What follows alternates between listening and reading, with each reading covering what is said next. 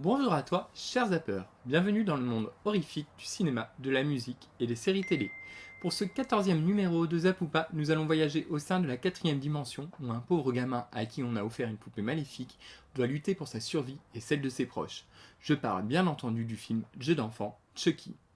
Surtout, garde en tête que nous ne sommes pas dans Toy Story. Pour Chucky, tuer est un jeu d'enfant.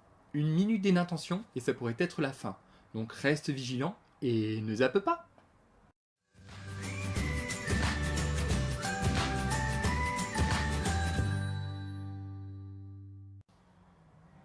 Jeu d'enfant est un film sorti en 1988.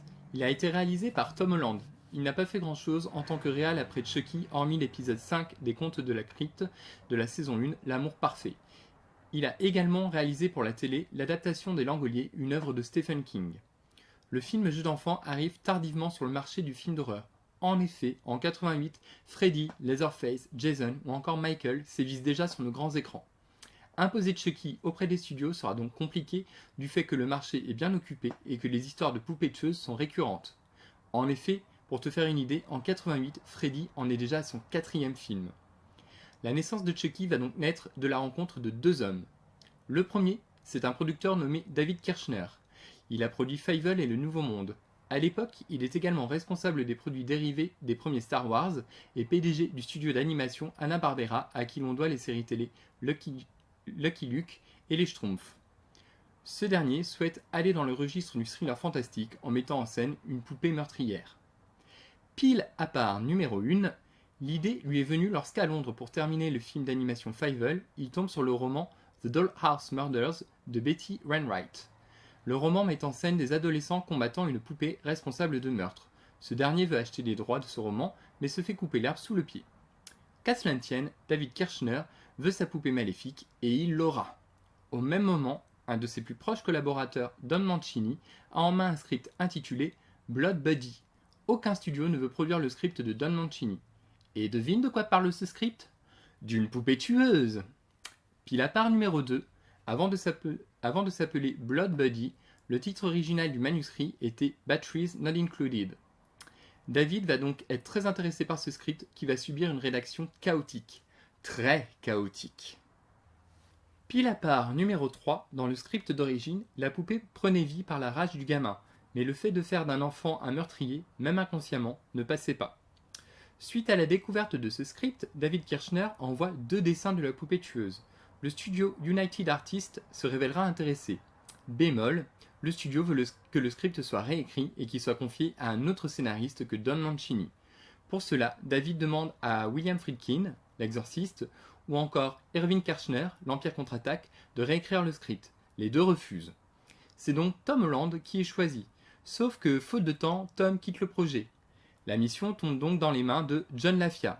John sera un temps accompagné de Rocky Morton et Annabeth Jenkel qui finissent après plusieurs semaines par jeter l'éponge. Ensuite, John travaillera avec Joseph Ruben qui partira lui aussi. Et pour finir, avec Howard Franklin qui partira également. Tout ça pour que John LaFia se retrouve à travailler de nouveau avec Tom Holland, celui du début qui n'avait pas le temps. Conclusion de ce parcours du combattant, le film est écrit par Don Mancini, John LaFia et Tom Holland, qui en sera aussi le producteur attitré. Pile à part numéro 4, Don Mancini écrira par la suite tous les autres Chucky, excepté le remake de 2019. Du fait de la complexité des effets spéciaux, le film initialement prévu pour l'été 88 sera repoussé à novembre 88 aux États-Unis. Le film coûtera au final 9 millions d'après les estimations et en rapportera 44, un joli succès qui donnera vie à 6 autres films de Don Mancini, un remake en 2019 ainsi qu'un projet de série pour bientôt. Au sens plus général, Chucky rejoint le club très sélect des croque-mitaines et devient une figure de la culture geek incontournable. Alors, de quoi parle le jeu d'enfant ? Le serial killer Charlie Ray est gravement touché par une balle d'un policier. Réfugié dans un magasin de jouets et sur le point de mourir, il prononce une formule vaudou et transfère son âme dans une poupée brave gars et ou good guy. Cette poupée va se retrouver entre les mains d'un petit garçon de 6 ans prénommé Andy. Et de là, les ennuis vont commencer, et Andy va devoir convaincre sa mère et les autorités que la poupée est vivante. Pile à part numéro 5, le nom du tueur en série Charlie Ray vient de 3 tueurs en série ayant réellement existé. Il s'agit de Charles Manson, Lee Harvey Oswald et James Earl Ray. Du coup, tu te demandes, pourquoi la poupée s'appelle Chucky? C'est parce que le tueur dans le film se fait surnommer Chucky. C'est tout simple. Allez, 2 pour le prix d'une, voici la pile à part numéro 6. Le film est inspiré d'une histoire vraie. En effet, en 1906, Robert Eugène Otto, un futur peintre américain alors âgé de 4 ans, reçoit une poupée d'une servante bahamienne adepte de vaudou. Par la suite, des événements étranges se produisent et les voisins affirment voir la poupée se déplacer. Elle est exposée à Fort East Martello Museum. Côté casting, on retrouve Catherine Hicks dans le rôle de Karen Barclay, la mère d'Andy.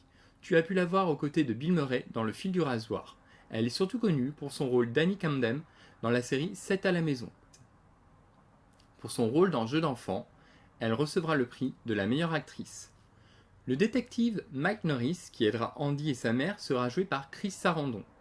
Tu as pu le voir dans la saison 7 d'Urgence dans le personnage du Dr Burke ou encore dans Charmed dans le rôle du nécromancien.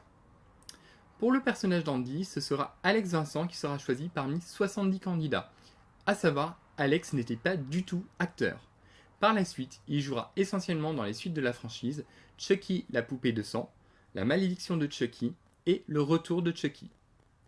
Enfin, dans le rôle de Chucky, on retrouve le nain Ed Gale en tant que doublure, mais aussi la sœur de l'acteur qui joue le rôle d'Andy, ou encore John Franklin aperçu dans le film Children of the Corn. Pour le reste des apparitions de Chucky, le réalisateur a utilisé 4 à 5 poupées entières, 5 têtes pour faire différentes expressions, ainsi que 2 marionnettes. Il a joué avec la perspective et a produit des décors démesurés pour donner vie à Chucky. Il faut se rappeler qu'à l'époque, les images de synthèse en sont à leur balbutiement et coûtent extrêmement cher. Pile à part numéro 7, toujours concernant Chucky, pour pouvoir le faire marcher ou interagir en intérieur, ils ont surélevé le sol du décor d'1,50 m afin de cacher les marionnettistes et les 150 mètres de câbles nécessaires à son fonctionnement. C'est Kevin Yeager qui sera en charge des effets spéciaux. Il sera recommandé par Rick Baker, oscarisé à de multiples reprises pour Le Loup-garou de Londres. Alors, pourquoi on ne zappe pas Jeux d'enfant? Le premier point selon moi, ce sont les effets spéciaux. En effet, quelle prouesse de mettre en scène une poupée tueuse et surtout de la faire marcher, parler. Car avant Chucky, les films mettaient en scène des poupées ou encore des marionnettes qui utilisaient surtout des voix off ou dans le meilleur des cas, une bouche à clapper. De plus, les interactions proposées consistaient à mordre car c'est un mouvement simple à effectuer. Or, dans Chucky, la poupée parle, court, marche, une vraie prouesse. Le second point concerne le message de Chucky. Hormis l'épisode La poupée vivante de la 4e dimension, Don Mancini pour créer Chucky s'est inspiré d'un côté d'une poupée issue d'une série des années 40-60 appelée Hoddy Doddy. Comme tu peux le voir, le film Jeux d'enfant s'est fortement inspiré de ce dernier, et pour cause, Hoddy était une vraie icône aux States. Et de l'autre côté, de jouets des années 80 de Cabbage Patch Kids, dont un s'appelant My Buddy. Dans les années 80, ces jouets rapportent près de 2 milliards de dollars.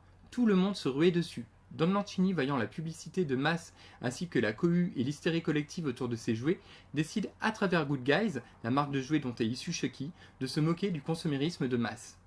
Avec le recul, il est d'ailleurs ironique de constater qu'à travers tous ces produits dérivés, Chucky est lui-même devenu ce qui a inspiré sa création, un produit de consommation. Troisième point, son ambiance. Jeux d'enfant est un film à l'ambiance bien travaillée. Oscillant entre l'horreur et la comédie satirique, il nous fait sursauter ou encore esquisser un sourire. La perversion du personnage est jubilatoire et en même temps fait flipper.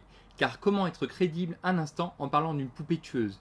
Ici, Chucky s'attaque directement à notre innocence d'enfant. Il n'a aucune limite. Enfin, quatrième point, ses scènes cultes. La scène d'intro va à fond dans son propos et assume son côté improbable. Il n'en reste pas moins que c'est une scène sombre et captivante.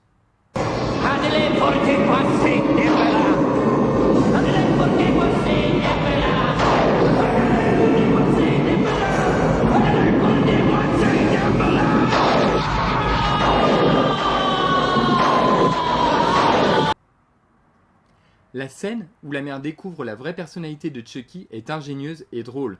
En effet, comment faire pour démontrer que cette poupée est vivante? La menacer? Cela donne une scène mémorable. Je t'ai dit de me parler, alors parle ou je te balance dans le feu! Pauvre connasse, sale pute, roulure, je vais t'apprendre à me faire chier!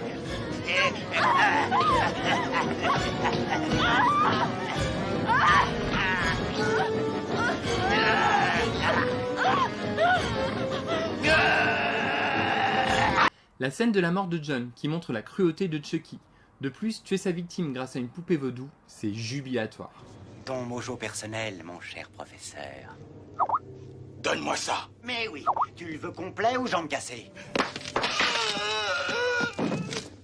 Tu as tort de dire à tes élèves où tu caches ces trucs-là, John chéri.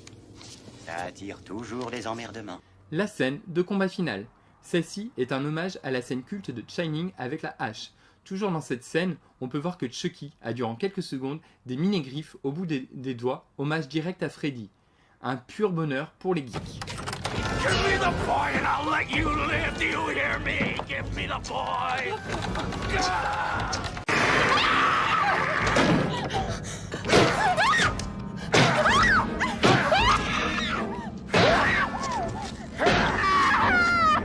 En conclusion, je te conseille fortement de regarder Jeux d'enfants. Il s'agit d'un film avec de bons effets spéciaux, une histoire sympathique, avec des personnages attachants et charismatiques comme Chucky. Donc fonce! Le numéro 14 de Zap ou pas est fini, j'espère qu'il t'a plu. En attendant de te retrouver pour un prochain numéro, sois un good guy. Like, partage et commente cette vidéo. En me disant par exemple ce que tu penses de ce film. Sinon, je t'enverrai le Père Noël avec une hotte remplie de Chucky. C'est toi qui vois. Bye! Bon, tu viens Chucky, là la vidéo elle est finie. Chucky, allez, fais pas semblant d'être inanimé, je sais que t'es là. Chucky, c'est fini, ton moment de gloire est terminé. Chucky. Non, mais je vais te tuer, tu me fais chier. Non, non!